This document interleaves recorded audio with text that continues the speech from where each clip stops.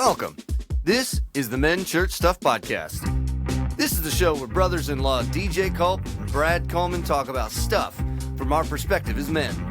It's a show for anyone who wants to hear how Christians interact with the world. And don't worry, we're real.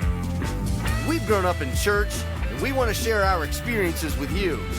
We're going to talk about life stuff, church stuff, we'll talk man stuff, and stuff. The show starts now.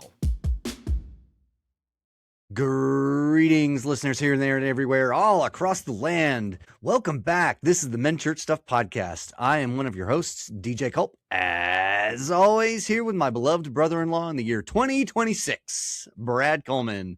Brad, Happy New Year, my brother. Happy New Year.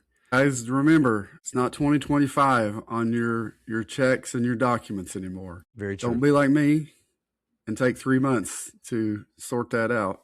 However, God's gracious, and that 5 can turn very easily into a 6. Just right. Yep. So I actually don't have to worry about this because listeners, you can make fun of me all you want. It's okay because my wife does this as well. 5 is my least favorite number to write because I suck at it. So I hate writing the number 5 and the number 8. I don't know why, but my hand does not enjoy those numbers. So I'm happy that that it's 26 because I can do that. 2 and 6 are very easy for me for me to write legibly. At the like last January when it was 2025, I thought, dang it, man, I'm gonna have to write the number 5 all year. All year. I hate this thing all year. You learn something new about you every day, DJ. I know, right? Yeah. So Brad, I don't know if you know this about me, but I will take the time, unnecessarily so, to erase and rewrite the letter S, the letter E, the letter V, the number 5, and the number 8. If it does not, if it is not legible to my liking. And like I've actually interrupted my own teaching flow because I'll be writing something on the board and it doesn't come across the way that I want it to. And I'm like, oh, sorry guys. And I'll pick up the eraser and erase and then write it. No, pick up the eraser, erase. And I'll do that 2 or 3 times. And I'll mark over it. I just write through it. And if in doubt, I mean, you know how many times I've tried to draw like an illustration and I'm not a very good artist. And I'll be like, that's a penguin. Everybody's like, oh, all right, interesting looking penguin. I know it looks like a gorilla. You don't have to tell me that. But it is a penguin, in fact, because if I tried to erase it and draw it again, it's not going to look any more like a penguin than it does now. That's right. So all I'll be doing at that point is just wasting your time. That's right. So we just all accept. Can we all accept this is a penguin? That's and right. Go on. So moving into the new year, Brad, I have something to show you that I don't think that you know about. The coolest student Christmas gift that I got last semester. And I don't get very many of them. Like college students don't really give a lot of Christmas gifts. Probably because they're poor. But yeah, it's exactly right. But every now and then I'll get one. But let me show you the coolest one that I have. It is a little bitty trombone on top of a case that when you press the button, that's pretty perfect for you. It's amazing, is it not? Like, I'm so. Are you going to get in trouble for using that in class when a student says something? Dude, I might. And I also have this on the other side of the trombone. The world's smallest fiddle there. It is the world's smallest violin. So if any student wants to come in and whine and complain about how bad their life is, let's take this out. Can you play My Heart Bleeds for You on it? I can't. No, my fingers are too fat. So, Brad, again, Happy New Year. Happy New Year. Are you a New Year resolutions guy? Well, considering it's the 8th of January and I haven't, probably not. I mean, sometimes I do. I have in the past. I found, like many people, that most of those New Year's resolutions don't make it past like mid-February. So I think I try not to look at it as much that way, as much as, all right, maybe I'm going to take a step or 2 in the right direction. And I think a lot of times we get too grandiose with their New Year's resolutions. Yes, dude. Like, I'm going to start going to the gym. The floor is yours, Brad. I'm going to start going to the gym every day. When's the last time you went to the gym? I've never been to the gym in my life. Right. But I'm going to do it for 3 hours. Yeah, why don't you just make a goal that this year you go to the gym, maybe once a month. Because if you've never No, been to the Brad. gym No, I before, can't. you're going to go one day. Yeah. You're going to work out. You're going to feel phenomenal. And then next morning when you wake up and you feel like, why are my muscles that I didn't even know I had hurt? That's And then the second day they hurt worse because it's called delayed yes, they onset do. muscle soreness, DOMS. You're going to be like, this is the worst decision of my life. And I'm going to tell you, if you've done that, please learn from my mistakes. Learn from my mistakes. Do not wait 2 years to cancel your gym membership just because you've got to send them an email or go in and just go do it. They know you're coming. They're hoping that you won't. Oh, that's funny. That's They're right. making a Yeah, lot they of hope that money you from won't. New That's Year's exactly resolutions. right. I think gyms are probably really happy people around this. Like it's going to be crowded for about a month, guys. But then we're going to make some revenue for the whole year. That's And it won't be exactly crowded. right. Those people are just going to keep, I'm going to go back to the gym. I paid for it. No, you won't. If you're not going right now, cancel that gym membership. There's a lot of gyms you can pay at the door. Just That's pay when you exactly go. right. It's a lot cheaper that way. It doesn't seem like it So because it's like, oh, it's $10 if I go. Yeah, or $39.99 a month. if you don't And go, if you don't that's go, it's right. still $40 a month. So you got 4 times in there. Well, Brad, along those same lines, our music department, we have a group text, which I hate. Not that our music department does, but I just can't stand group texts, period. But there was a Happy New Year that went out from our department chair. A couple other people said Happy New Year. And my response was, Happy New Year, Auld Lang Syne, and financially expendable unused gym memberships to you all. Because that's exactly what they are. I don't need $40. I'll send it somewhere else. Now, okay. Let's do this, Brad. I do want to give a lot of credit. If there's anybody that's listening that going to the gym is in fact your New Year's resolution, Brad and we are joking, Sort of. kind of, and I say kind of because I think the gym membership's definitely the lowest hanging fruit on how like New Year's resolutions fail. And you're exactly right, Brad. I love that you said I think we're too grandiose about them. Make smaller goals. Yeah, like do what? Make smaller goals. Make small, Measurable. make small attainable Was goals. it smart goals? That's right. Those are smart goals. Yeah, and here's the thing: I think the world, at least our assumption, is that the world would tell us, well, you're going to the gym once a month. That's not enough. You need to go more. You're right. And dogs don't need to lick their butts, but they're going to do that. And so, like the fact that you're going to the gym at all is actually a big giant. That's right, bro. It's a positive. Yeah, that's awesome. Because Brad, do you go to the gym? I can't tell you the last time I went to the gym. Again, me, Brad. Wait, hold on. I'm not exaggerating when I tell you I paid 2 years for a gym membership, and I went maybe once in that 2 years. I had been going, right? So I had been going for a while, and then I stopped going, and I was like, I'm gonna go back. I'm gonna go back. I'm gonna go back. Yeah. Then I realized I am just generously being a benefactor to this gym. I'm never using anything, and I'm just sending them my donation every month. That's and right. So, yeah. DJ, do you go to the gym? No. DJ, do you know what a gym is? I do. Yes. A gymnasium. The last time I had the gymnasium. Yes. The last time that I had a gym membership, just like everybody else, I had good intentions. It was the summer when school was out, and I told Shara, I want to go back to the gym. I just want to get toned. I've never been the guy that wants to get just ripped. Like that's not me. I'm not built that way. I've never had any desire at all to make it appear that I'm built out of things that aren't muscles. I mean, just like those guys, I mean, more power to them. I actually think they kind of look silly, but that's whatever. I wouldn't tell them that. Yeah, no, I wouldn't tell them. Yeah, it's exactly. Oh, dude, no, you look great. As a matter of fact, if you look at yourself in the mirror, you'll look even better. That's why they have all those mirrors in gyms. That's exactly right. Got to see how I just lifted that weight twice. Can't I tell? But I make fun of it, but I was that guy as a teenager. You were. I believe you were, Brad. I was never staring that guy. at my biceps while I was curling. Oh yeah, there you are, baby. I see you. Yep. I see you. Yeah. That. Somebody take a picture. Is nobody else seeing this but me? I make fun of my son for the same things, but I feel like I have the ability because I can look back and make fun of my own self. That's exactly right, because you are one, absolutely. So,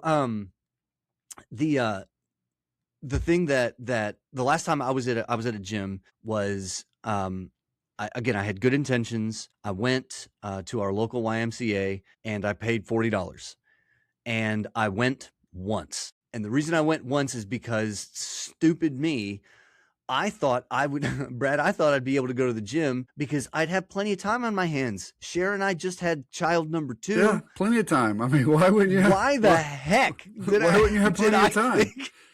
Why not? Nothing, I mean, nothing going to occupy my time. Baby. Yeah, it's just a baby. I've already had one. I'm fine. I'll take her to the gym with me.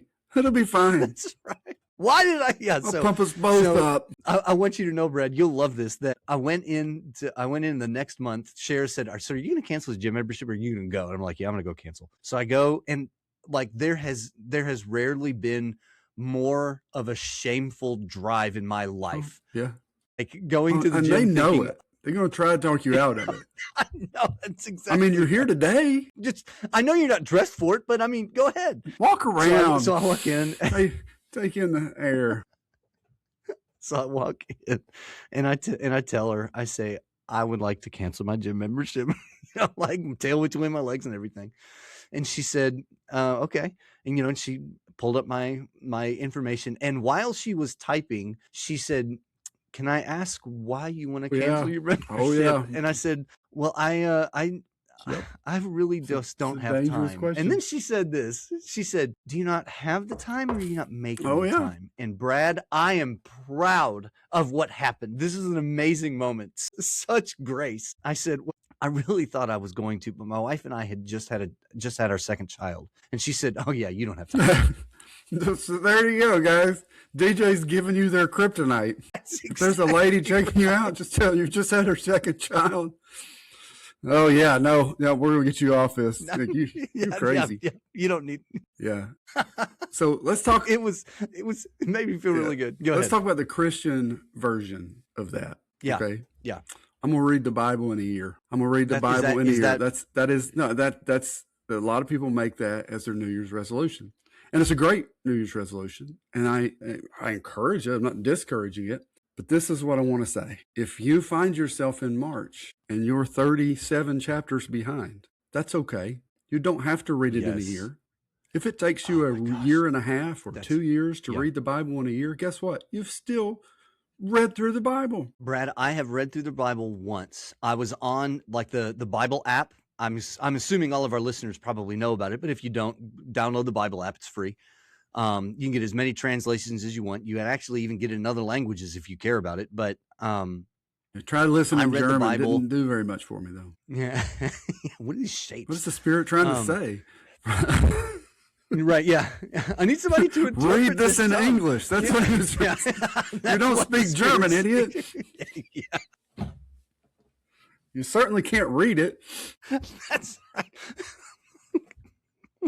Why do I feel so bad about myself? Because you're being a moron. But like, First Idiots 3:1 says right there. Yeah, right. But no, Brad, I was on the read the Bible in a year plan.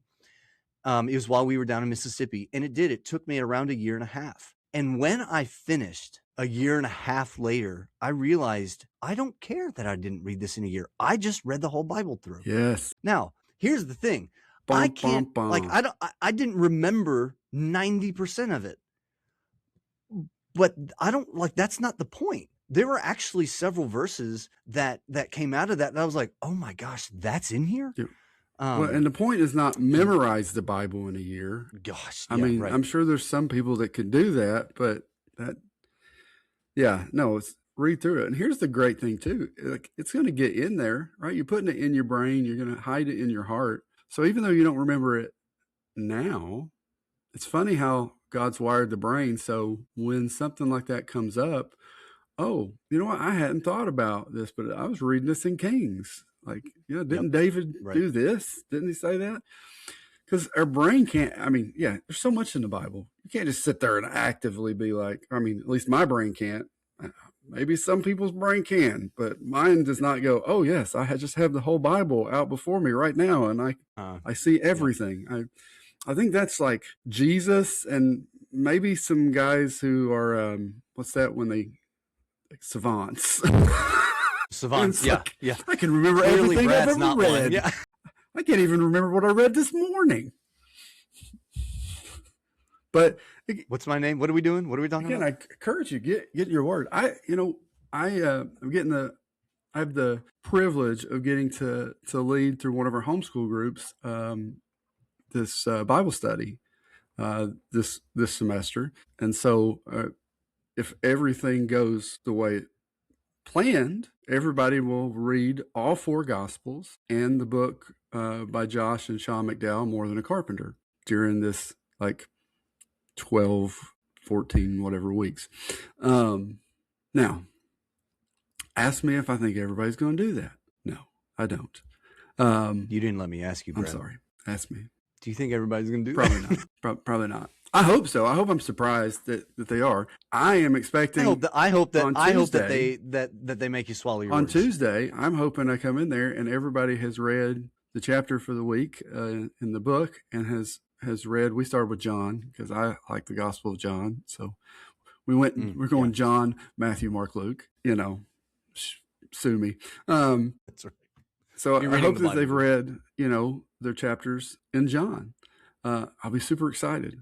But there's a guy that's leading the class with me, and we were talking after the class, which I felt like the first kind of intro class went pretty good. I said, look, if these guys come in next week, and then some of them have only read John chapter 1 and John chapter 2, in my book, that's a win. Yeah, because dude. Absolutely. That's 2 chapters in the Bible that they weren't going to read before. Now, it's a huge win when they come in and they've read it all. I did tell them, though, I said, I want you to hear this. I don't want you to worry about if you get behind trying to catch up. I want you to start where you left off. So if you're 4 days behind, don't feel like you have to. I said, if you want to, you can, but don't feel like you have to. Don't feel shamed by it. If you left off at John, finish John 3, read John 4. That's your assignment for today. Brad, and from that perspective, the really the image that came into my mind was, Paul's metaphor of running a race. And I know that he said this, that he was kind of speaking from like himself running a race, not running with a team, right? Or running with other people running with him. He was just running a race by himself. And what really kind of stuck out to me about, like if I tried to apply that metaphor to, like a group pursuit, like you were talking about, it doesn't make any sense at all. You're just using this metaphor. It doesn't make any sense at all of, I am here to run with you, but you have to catch up to me. That, like in a real race, that doesn't happen. It is I'm here to help you out, but I have to slow myself down and I have to wait to catch up, or for you or I've got to come to you. Maybe not necessarily for you to catch up, but like I will absolutely come back to where you're at and help you, even though I've already achieved more. And so, yeah, it's a very backwards way of thinking, to the person, to anybody really that attends something like that, or that feels that they're slacking. And I mean, like, unless you're in school, unless you have like a grade that, that a teacher professor is holding over your head, if it's a Bible study, if it's a book study, something like that, don't ever think, well, I can't go because I'm just not prepared. Like that's a false conditioning that we bring to the table that really should not be there. And I think, Brad, other people in your group, I would hope that they would have enough compassion to not even blink an eye if somebody was like, dude, it was just, I just had one of those weeks. See, I'm a guy that's like, look, what if one of these kids gets in and they read John chapter 3, and John chapter 3 changes their life forever, and they suck at reading the rest of the Gospels and everything else? That's still a win for me. Now, for those of you out there that need a little more oomph, and you're about to like go, okay, well, I don't have to do it. You better read your Bible in a year. Better read it every day. Boom. Get up at 4:30 a.m. There you go. Go to the gym. Right. And go to the gym. Read your Bible at the gym while you're curling. Bible in one hand, curl in the other. Switch. That's exactly right. Yeah, preacher curl with one hand and hold the Bible in the other. Do the preacher curl. Come on. What are you doing? I'm curling my Bible. I read it every time it gets back up here. I got a 40-pound Bible. The bigger your Bible, the more you love Jesus. My dad used to have one on a keychain that was like an inch and a half. And it literally, I mean, like you could take a like a magnifying glass and look, it literally had it all written in there. That's ridiculous. It was. And I think somebody gave it to him. It's pretty fantastic. All right. So listeners, here's what I want you guys to know. Brad and I, we talked before the show, and we want to move into I think it's going to be a fairly large, definitely at least a 2-part series, if not even 3, topic of conversation about the spiritual health of the church through the lens of the spiritual health of men. So I know I'm taking kind of like a right-hand turn here, but I think there can be a direct connection. So I'll go ahead, Brad, and give the statement that I want to start talking about here in the next several episodes. The spiritual health of the church is tied very deeply to the spiritual health of the men in the church. So listener, if you need that again, the spiritual health of the church is tied very deeply to the spiritual health of the men in the church. So let's do this. Brad, with it being a new year, there's people all over the world that are making New Year's resolutions, and I think those are great. I don't make fun of New Year's resolutions, even though we did make fun of like the whole gym membership thing. The New Year's resolution that I have, I'm not reverting back and abandoning what we were just going to talk about. But the New Year's resolution that I have is I want to weigh 170 pounds by June. I don't. And if like, okay, go on. So it's not your resolution, man. It is not. that means that I've got between now and June, I need to lose about 9 pounds, which I think will actually, I think it's very attainable considering that that Cher and I started this kind of process back in June. Do you want to know how many it would mean for me, DJ? It would mean I would need to lose 70 pounds. If I was going to be at 170, I'd have to lose 70 pounds. I'm not doing that. I don't know. Okay, that's not fine, by choice. Fine, Brad. I don't know. But good for you, I don't DJ. know what I need to do. Go for you. Good for you. Yeah, right. I'm trying to make it about me. But that's trying to make your New Year's resolution about me. My bad. But here's the thing. So my resolution, I know, and this, Brad, this goes back to, what you were saying, like that we tend to be too grandiose. So like that would be a grandiose, probably even borderline unhealthy resolution for you, right? To lose 70 pounds by June. Yeah. You if I do that, I'm probably pretty sick. You guys should probably check on me. Right. Yeah. What's wrong? But with people making New Year's resolutions, I would love to think that men are making resolutions either of the spiritual kind or even not spiritual kind that are attainable, that would lead them to think, well, shoot, if I can do this, I can do other things too. And so I do want to kind of transition into what is a spiritually healthy man. So let's talk, okay, Jesus. Now that we've said that, what else, like, what what about people that aren't Jesus? That is the archetype. What is archetype? Yeah, it is the archetype. That's right. The second Adam. Brad, what is to you a spiritually healthy man? What are some indicators that a man is spiritually healthy? They're fat. I'll let that sink in for a second. He means PHAT. No, I don't. I mean FAT. All right. Faithful, available, and teachable. Looking for fat people. Faithful, available, and teachable. And I think that is, Brad, that's a pretty good indication. You haven't been for the last few weeks. Brad? That's right. I haven't been. But other than that, yeah. I have been fat. Again, a healthy believer, healthy man is going to be faithful. He's going to be faithful to the Lord. He's going to be faithful to his wife. He's going to be faithful to the things that he has committed to. And again, as best he can. And when he fails, he's going to go to God and to whoever, and try to make those, get forgiveness from God and seek restoration and stuff from things that he's messed up. Available. If you're not there, if you're not around, if you're not at church, if you're not part of the fellowship, if you're not, if you're so busy that you're never with your wife, if you're not available to your kids when they have these things. So you need to be faithful, you need to be available. And I will tell you, one of the biggest ones then, though, is teachable. When we get to a point where we think that we know more than we know, we're in trouble. When we get to a point where we think you can't teach me nothing, I'm going to tell you what, I have learned lessons from homeless guys on the street. Mm-hmm. One of my favorite quotes, I think I've shared it. I stopped, God put it on my heart to go talk to this guy. I had got myself a Little Caesars pizza. I wanted my Little Caesars pizza. And I passed this homeless guy, and God just Spirit put in my heart, go share it with this guy.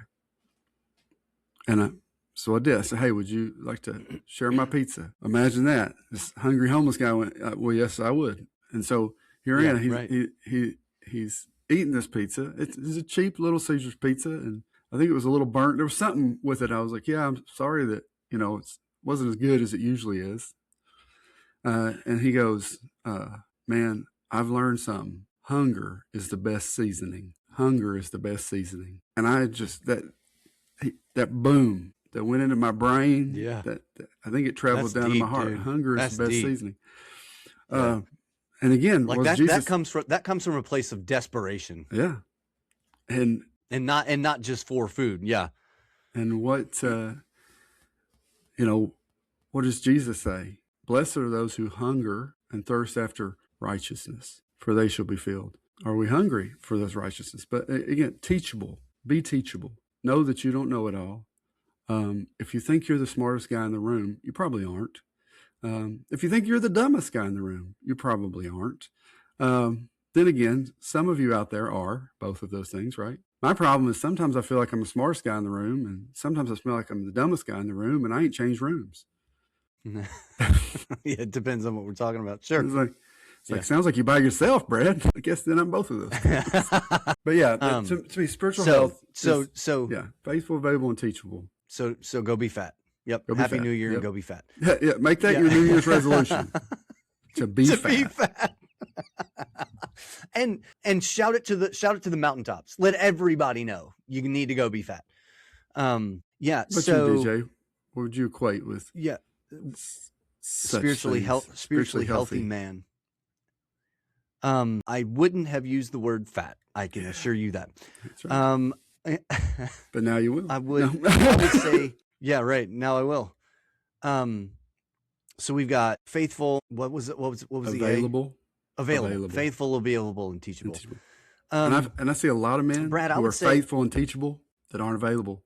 Not available. And it's right. And I love them, but like as far as their ministry of the church, it's if you're not available, it's very hard. I would say that a spiritually healthy man, it is very clear and obvious that he does put God first. Mm-hmm. And I think there are men who perhaps I'm struggling to find the word clearly. Men. Yeah. There are men. There are not men. Just perhaps, there definitely are men. I think there are men that misunderstand that to put God first doesn't actually always mean that you are the most vocal about putting God first. And I think one of the things that's hard for me to kind of parse out is the men that are faithful and available and teachable, but are not necessarily the ones that are fighting to be the first in line. Because type A's will do that, right? Type A personalities can very much be faithful, available, and teachable, but they have such a leadership presence. They have such a vocal overtness that it almost misspeaks. Yeah. And type O's will end up a bat. Type O's, they'll end up a bat. DJ, yes, yeah. Yes! I succeeded in getting DJ to use the trombone.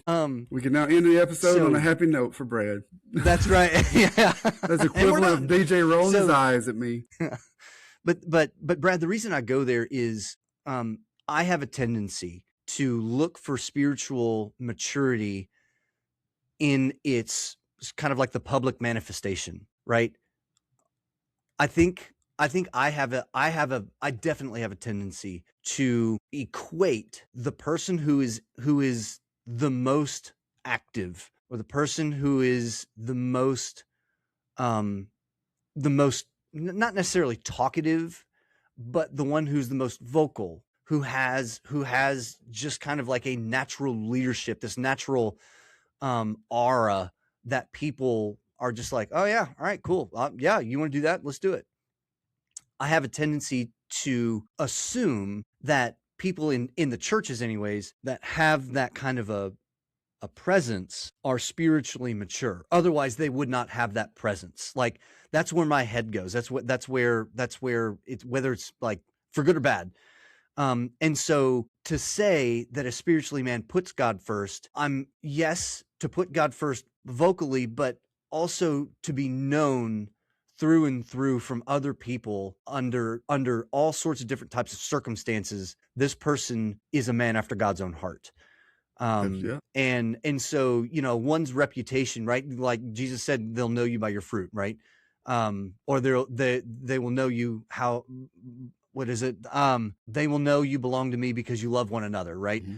By the Um, love you have for one another. and so, yeah, One of my I favorite definitely quotes. think that. Go ahead. Do what now? You finished. One of my favorite Okay. quotes, but I thought you were finished. Go on. Yeah. another evidence of spiritually healthy is someone who is available and finds the balance. And I try to do this to my darndest.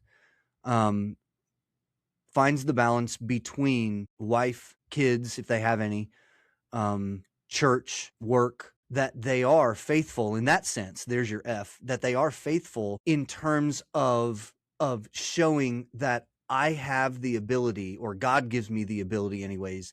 God gives me the ability to attend to these things as they need attending. And when I am there, I am there. Mm-hmm. They are my focus. Wherever you are, be all there. Be all there. That's right. And we've talked about that on the show. Yeah. Before you get too much farther, spiritually healthy man. Before you get too much farther, let me go back because yeah, go ahead, because you're changing points. So my quote's not gonna make sense. Sorry, go ahead. We get too far. Nope, you're fine. And I want to say this, DJ. Yeah, go ahead.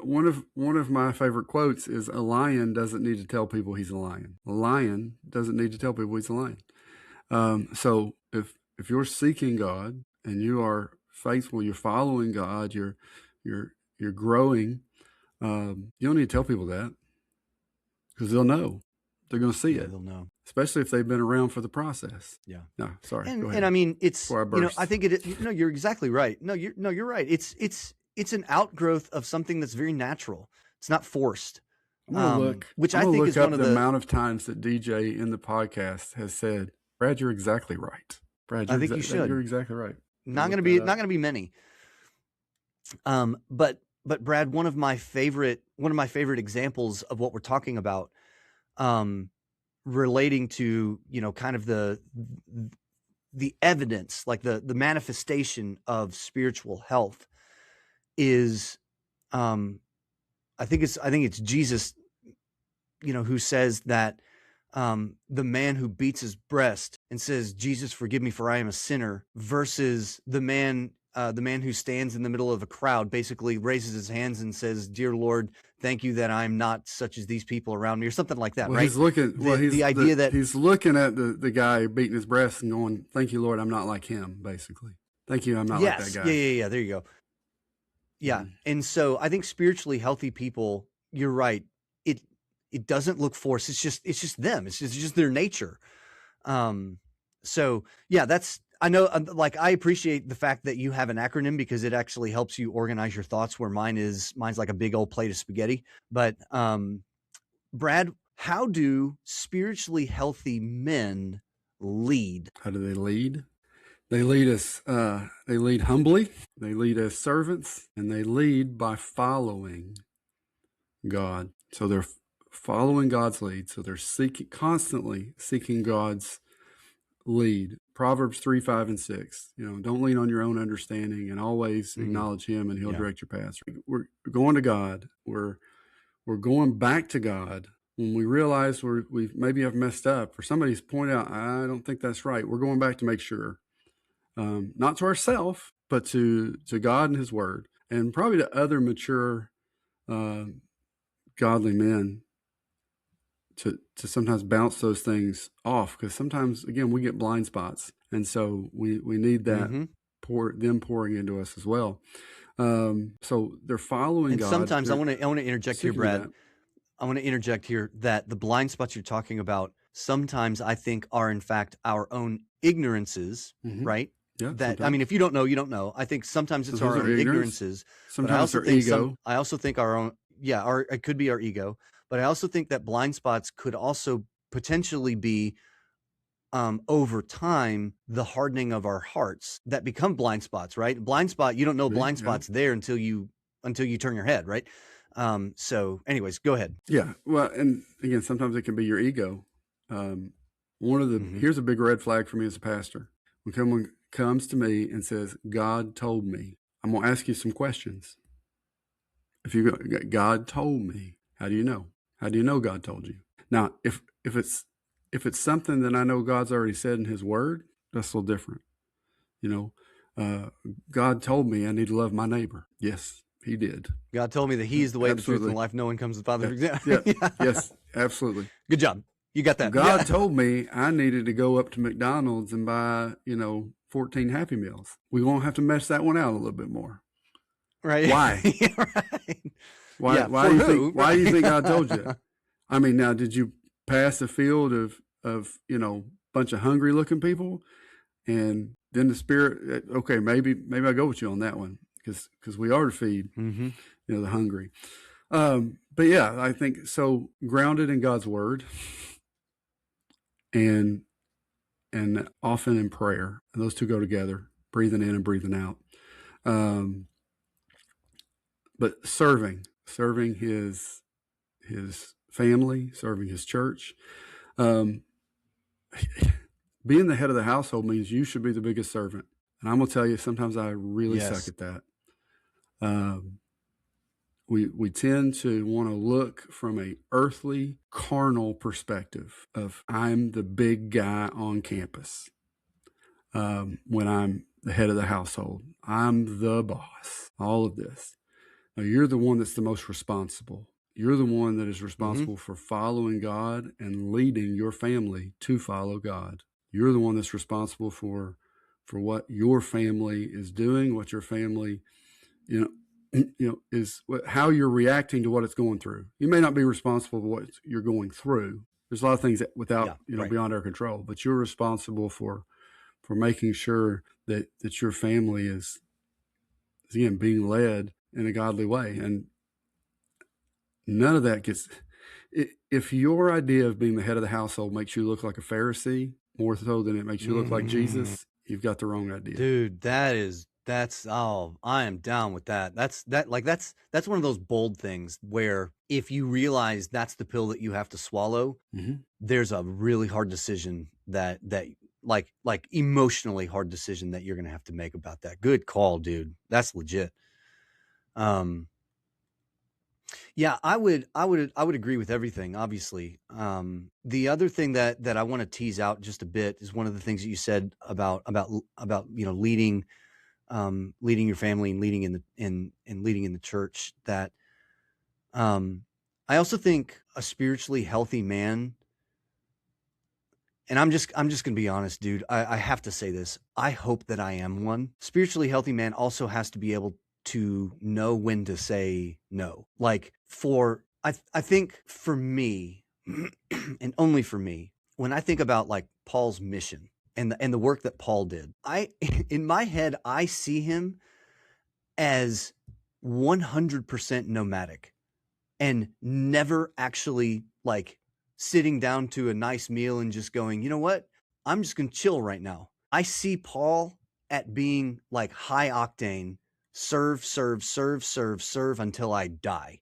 And I mean, he may very well have been, but I don't think that he probably was. We just don't know what he did. I mean, outside of making tents, right? We Intense, don't yep. know what he did, That's a pretty intense job. to just dude, come on. I'm not going to do it again. You're not going Oh, to get the trombone again. I'm trying so hard. It's got to be worse than that. All right. Yeah. I'll try harder. But I do. I think that spiritually healthy men oftentimes find themselves in like having such desires to lead and such desires to follow God and such desires to do the work of God that they forget that the work of God is not supposed to only rest on one man's or even 10 men's shoulders. But what is And just we forget that man is Jesus, not us. But yeah. well, yes, you're exactly right. But see, that's twice in the same episode. Did you? No, I didn't say you're exactly right. I just said you're right. But I'm speaking more along the lines of like the day to day. How does the church continue to flourish? And I think far too often spiritually healthy men, and you've said it before multiple times, Brad, spiritual healthy men get so burnt out that I think that they start to kind of almost lose their own flame because they haven't said no. You can say yes to too many good things. Yeah, definitely. Mm-hmm. That's a hard lesson for someone who, again, wants to be a big servant, wants to love, wants to do. Yeah.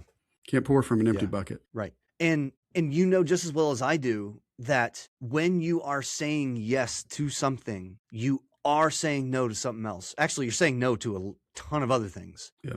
Opportunity cost. That's just the way of the world.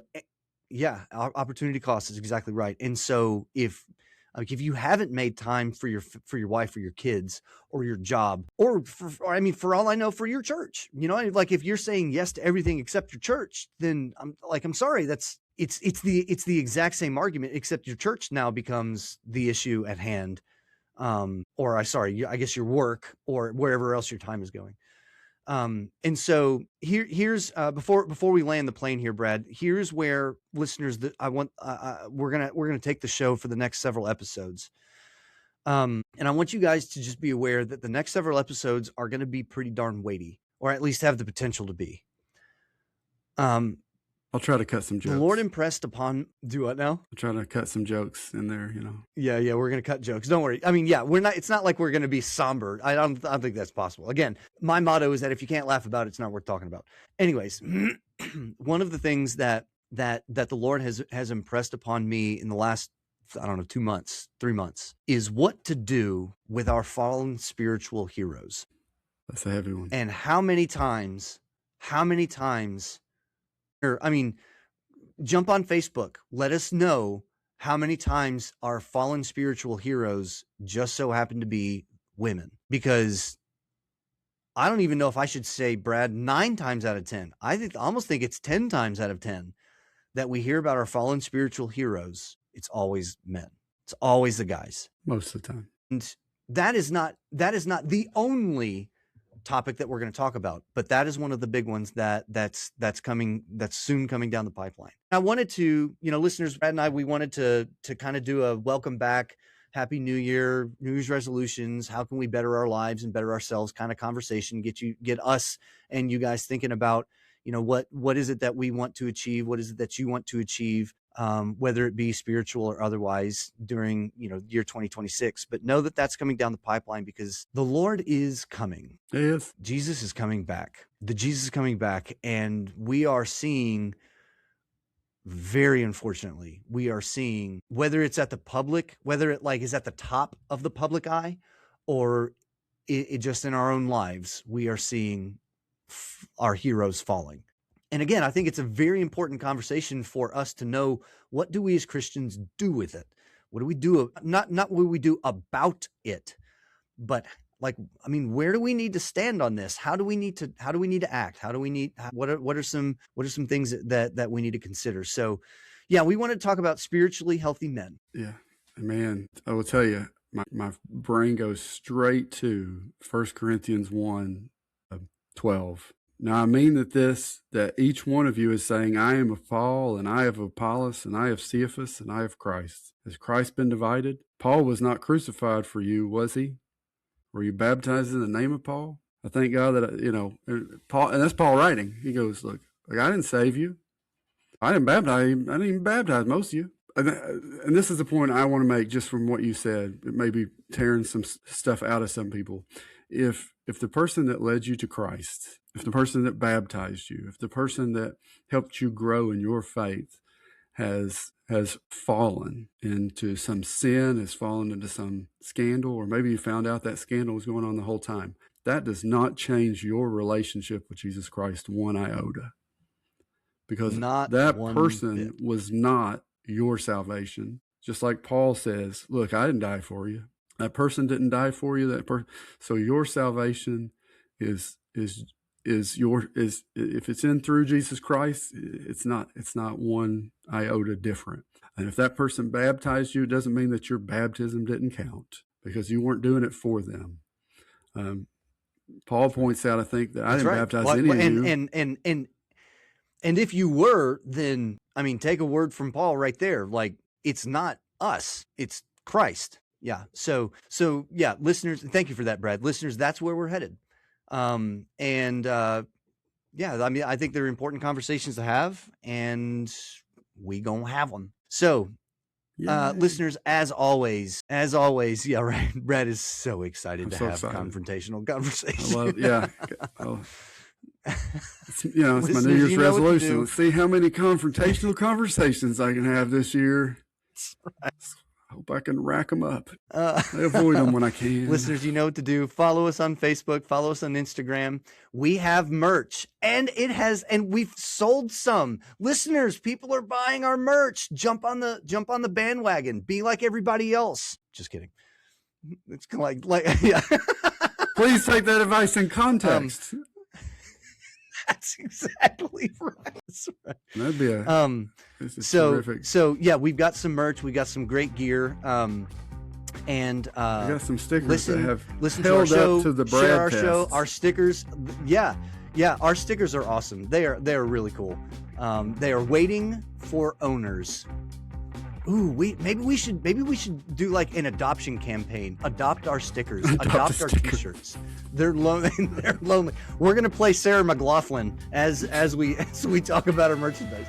Is it bad that I really want to do that voiceover now? Listeners, it's good to be back. You must not tempt me, Listeners, we Frodo. love you so much. Thank you for hanging out with us.